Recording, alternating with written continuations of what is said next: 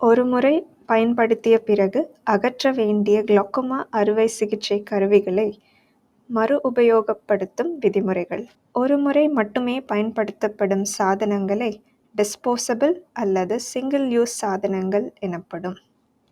Single use சாதனம் என்பது ஒரு நோயாளிக்கு ஒரு செயல்முறையின் போது ஒரு முறை பயன்படுத்தப்படும் பொருளாகும். அதன் அமைப்பு சுத்தம் மற்றும் தொற்று நீக்கம் செய்து மற்றொரு நோயாளிக்கு உபயோகிக்கும் வகையில் அமைந்ததல்ல. ஒருமுறை பயன்பாட்டிற்கான சின்னம் இது. கிளாக்கோமா அறுவை சிகிச்சை நிலையத்தில் மறுபயன்பாடு செய்யும் சாதனங்கள் டயோட் ப்ரோப் மற்றும் கேப்சூல் ஹூக். ஒருமுறை மட்டும் பயன்படுத்தக்கூடிய பொருட்களை நாம் மீண்டும் பயன்படுத்தும் போது எதிர்கொள்ளும் சவால்கள். அந்த கருவியின் செயல்பாடு மாறுபடக்கூடிய வாய்ப்புகள் உண்டு. தூய்மை மற்றும் தொற்று நீக்கம் செய்வதற்காக இந்த சாதனங்கள் வடிவமைக்கப்பட்டவை அல்ல. உதாரணமாக, நீளமான மற்றும் குறுகிய லூமன் உள்ள கருவிகள், குறுங்கோணம் உள்ள கருவிகள், விட்ரெக்டமி கட்டர், டயோட் ப்ரோப்கள். சுத்தம் செய்தலின் போது கிருமி மற்றும் நச்சுப் பொருட்கள் தங்கும் வாய்ப்பும் உண்டு. தொற்று நீக்க முறை அல்லது சுத்தமாக்குதல் முறையின் போது பயன்படுத்தப்படும் வேதியியல் ஏஜென்ட்கள் மூலம் சில உபாதைகள் ஏற்படலாம். மேலும் தொற்று நீக்க முறையின் போது வெப்பநிலை மாற்றம் அல்லது அழுத்தத்தின் காரணமாக அந்த உபகரணங்கள் செயல்பாட்டினை இழந்து போவதற்கும் வாய்ப்புண்டு. உதாரணமாக, பிளாஸ்டிக் பொருட்கள் மென்மையாதல் அல்லது கண்ணாடி பொருட்கள் உடைதல் போன்றவை ஏற்படலாம். மறுபயன்பாட்டிற்கான செயல்முறைகள்: பிரித்தெடுத்தல், தூய்மைப்படுத்துதல், ஆராய்தல், சோதனையிடுதல், பேக்கிங், மறுபெயரிடுதல் மற்றும் தொற்று நீக்கம் செய்தல். டயோட் ப்ரோப்களை மறுசெயலாக்கம் செய்முறை. முதலில் கைகளை சோப் மற்றும் தண்ணீர் கொண்டு நன்றாக கழுவிக்கொண்டு சுத்தமான கையுறைகளை அணிய வேண்டும். ஆரோ சுத்தம் செய்யப்பட்ட தண்ணீரை ஒரு ஸ்டீல் தட்டில் எடுத்துக்கொள்ள வேண்டும்.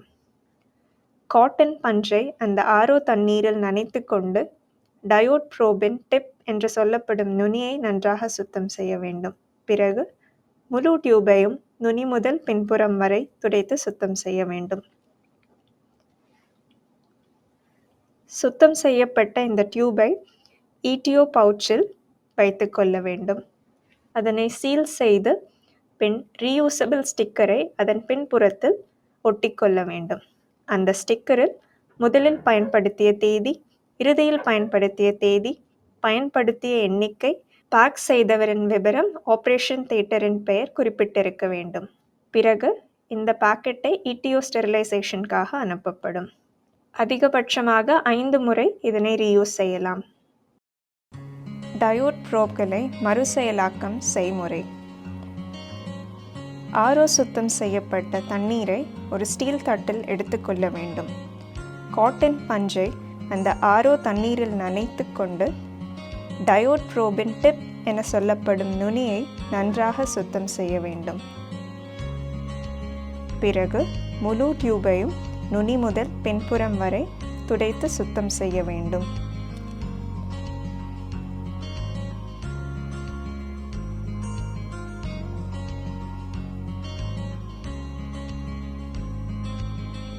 சுத்தம் செய்யப்பட்ட இந்த டியூபை ஈடிஓ முறையில் சுத்திகரிக்கப்பட்ட பவுச்களில் வைத்துக் கொள்ள வேண்டும். இதனுள் ஈடிஓ இண்டிகேட்டர் ஸ்ட்ரிப்பையும் சேர்த்து வைத்துக் கொள்ள வேண்டும்.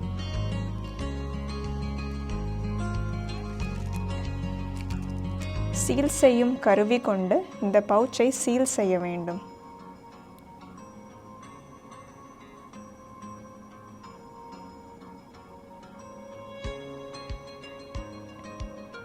பின்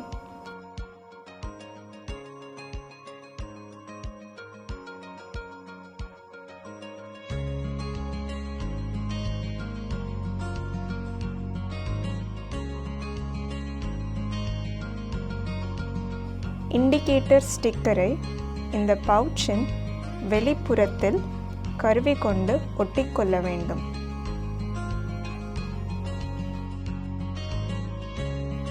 மறுமுறை பயன்பாட்டிற்கான ரீயூசபிள் ஸ்டிக்கரை இதன் பின்புறத்தில் ஒட்டிக்கொள்ள வேண்டும். அதில் பயன்படுத்திய தேதி, பயன்படுத்திய விவரங்கள் குறிப்பிட்டிருக்க வேண்டும். பேக் செய்யப்பட்ட இந்த ப்ரோபை ஈட்டியோ ஸ்டெரிலைசேஷனுக்காக அனுப்பப்படும். கேப்சியூல் ஹூக்ஸை மறுசெயலாக்கம் செய்முறை. முதலில் கைகளை சோப் மற்றும் தண்ணீர் கொண்டு நன்கு கழுவிக்கொண்டு சுத்தமான கையுறைகளை அணிய வேண்டும். ஆர்ஓ வாட்டரை ஒரு ஸ்டீல் தட்டில் எடுத்துக்கொண்டு 5 ml சிரிஞ்ச் மற்றும் 27 காஜ் கேனுலாவை எடுத்துக்கொள்ள வேண்டும்.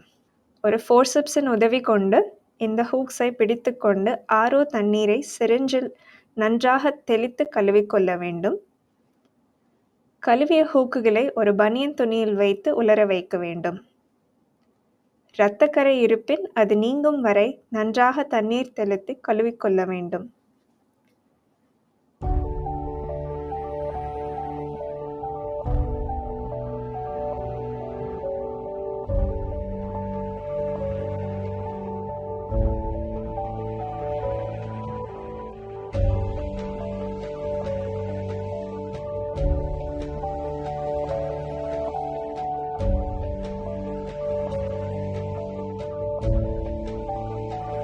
பிறகு உலரிய ஹூக்குகளை ஒரு பெட்டியில் வைக்க வேண்டும். இதனை இண்டிகேட்டர் ஸ்ட்ரிப்புடன் சேர்த்து ஈட்டியோ முறையில் சுத்திகரிக்கப்பட்ட பவுச்சில் வைத்து சீல் செய்ய வேண்டும்.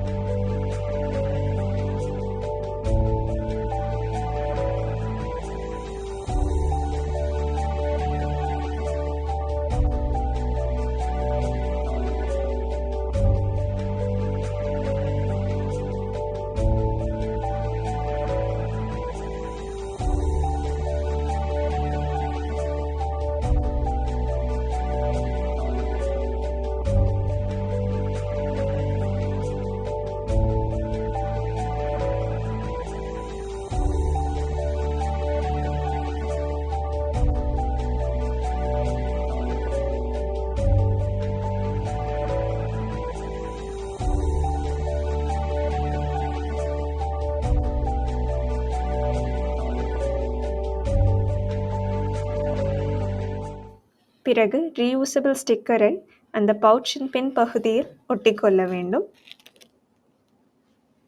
பின் இந்த பவுச்சை ஈட்டியோ ஸ்டெரிலைசேஷனுக்காக அனுப்பப்பட வேண்டும். இது அதிகபட்சமாக 10 முறை மறுபயன்பாடு செய்யலாம். லேபிளிங். அனைத்து கருவிகளையும் எத்தனை முறை பயன்பாடு செய்யப்பட்டது என்பதை குறித்து வைத்திருக்க வேண்டும். பரிந்துரைக்கப்பட்ட மறுபயன்பாடு முடிந்தவுடன் அந்த கருவிகளை அப்புறப்படுத்த வேண்டும். பரிந்துரைகளும் சிறந்த நடைமுறைகளும். கவனமாக கையாளுதல், தூய்மை செய்யும் வழிமுறைகளை பின்பற்றுதல் மூலம் தொற்று நீக்கம் செய்யப்பட்ட பாதுகாப்பான கருவிகள் கிடைக்க உதவுகின்றது. தொற்று நீக்கம் செய்யும் நெறிமுறைகளை தொடர்ச்சியாக கண்காணிக்க வேண்டும். இந்த கருவிகளை எத்தனை முறை பயன்பாடு செய்யப்பட்டது என்பதை குறித்து வைத்திருக்க வேண்டும். மறுபயன்பாடு முடிந்தவுடன் அவற்றை அப்புறப்படுத்த வேண்டும். நன்றி.